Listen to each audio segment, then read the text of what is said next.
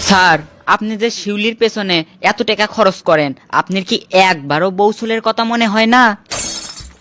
বৌসলের কথা মনে হয় লিখবি কে? আমি কি বৌসলের খরচ দেই না?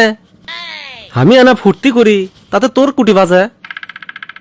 তুই চুপ থাক, তোর চোখ আছে দেখবো, কান আছে শুনবো। খালি যদি এই কথা 5 কান হয় তাহলে কিন্তু তোর চাকরি আউট। না স্যার, আমি এ কথা কাকু কমু না, তাও আমার চাকরির থেকে বাদ দেন না, আমার বৌসল না খায় মরবি। তাহলে সেই বুঝে চুপ করে থাকবো।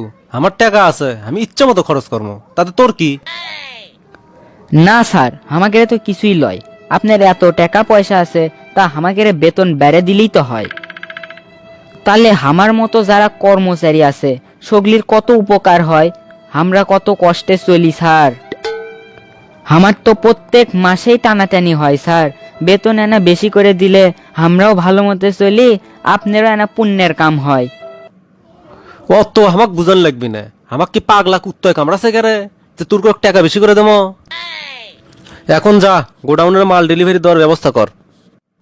মাল ডেলিভারি হলে আমার অনেক টাকা লাভ হবে, না হলে আবার অনেক টাকা ক্ষতি হয়ে যেতে পারে। আমার টাকা দিয়ে আমি কি করবো সেটা আমার ব্যাপার, তাতে তো গেরে কি? আমি শিউলি ক্লে ঘরবো না কুলসুমা ক্লে ঘরবো সেটা আমার ব্যাপার। তো গেরে যে কোনটি বাজে সেটা তো আমি বুঝিচ্ছি না। আমি এক একদিন এক এক জনক লিয়ে যাবো, কিন্তু সাবধান, এই কথা যদি আমার বউ জানে তাহলে তুই মরেই যাবি। টাকার গরম একদিন যাবি, যেই দিন আল্লাহ বিপদ দিবে সেই দিন বুঝবি ঠেলা। সেই দিন বুঝবি কত ধানে কত চাল। টাকা আছে দেখে ইচ্ছে মতো খরচ করে, যার কোনো দরকারই নাই। ঘরত বউ থাকতে অন্য মেয়ের সাথে সম্পর্ক করে, এলে কি আল্লাহ সহ্য করবি? টাকা পয়সার তো ভ্যাট দেয় না, সরকারও ঠকায়, আবার ঈদত গরিব মানুষ হোক জাকাত ফেতরাও দেয় না। তাহলে আপনারাই কন, আমার বসের এলে টাকা পয়সা কি থাকবি? বস বস, আপনার গুদামের সব মাল চুরি হয়ে গেছে। কি করছ তুই? আমার গোডাউনের মাল সব চুরি হয়ে গেছে? হ স্যার, সত্যি সব চুরি হয়ে গেছে। হায় হায় রে, আমি তো শেষ হয়ে গেনু। কে রে, চুরি কেমনে হলো? নাইট গার্ড কি করিচ্ছিল? বুঝছি, মুই আজকে ঘুম পাড়ছে, তাছাড়া তো এত বড় ক্ষতি হওয়ার কথা লয়। হ্যাঁ, তুই এখনই যা, যে নাইট গার্ড আমার কাছে পাঠে দে। ওর একদিন কি আমার একদিন। আজ ওর জন্য আমি নিঃস্ব হয়ে গেলাম। স্যার, আপনি আমাকে ডাকিচ্ছেন? হ স্যার, আপনি আমি ডাকিচ্ছি। এই হারামজাদা, তুই থাকতে আমার গোডাউন চুরি হলো কেমনে? তুই জানিস আমার কত টাকা লস হয়ে গেল? স্যার, আমার কি দোষ? আমি তো সারা রাত জায়গায় থাকি, গোডাউনের চারদিক ঘুরে ঘুরে পাহারা দেই। কেমনে যে কি হলো সেটা তো আমি বুঝিচ্ছি না। তুই আমার চোখের সম্মুখে থেকে সর, তোকে আমাক দেখতে মন যাচ্ছে না। তোর কঠিন শাস্তি হওয়া দরকার। কেরে আক্কেল, তুই কুটি গেলু? স্যার, আমি এটিই আছি।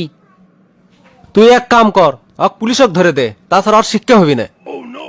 না স্যার, পুলিশের কাছে দিয়েন না, ওই এমনি গরিব মানুষ, আর শাস্তি দিয়েন না। দোষ তো আর অল্লয় স্যার, এটা হচ্ছে ভাগ্যের দোষ। আমি তো আপনাকে মেলা কষি, টাকা পয়সা না হিসেব করে চলেন, অত নষ্ট করেন না। আপনি কি কছেন? আমার টাকা আমি যা পাই তাই করি, তা তো গেরে কি? আপনি তো আমাদের কথা শোনেননি, সবই আল্লাহর ইচ্ছে।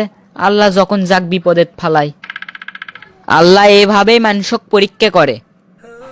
তুই তো ঠিকই কসু রে আক্কেল, আমি তো জীবনে অনেক পাপ করছি। আমার অনেক অহংকার বেশি হয়ে গেছিল, তাই তুর্কের সাথে খারাপ ব্যবহার করছি। আমি আমার বইয়ের সাথে বিশ্বাসঘাতকতা করছি, তাই আজ আমার এই পরীক্ষা।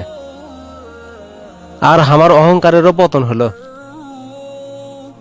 তুই ঠিকই কসু রে আক্কেল, আমি আর ওগুলা কাম আর করবো না, টাকা বসা আর নষ্ট করবো না। অপচয়কারী শয়তানের ভাই, আমরা কখনো অপচয় করব না, গরিবদের কখনো তুচ্ছ মনে করব না। তাদের যা প্রাপ্য তাদের তা বুঝিয়ে দেব, তাদের সাথে কখনো খারাপ ব্যবহার করব না। তাই আসুন, এখান থেকেই আমরা শিক্ষা গ্রহণ করি।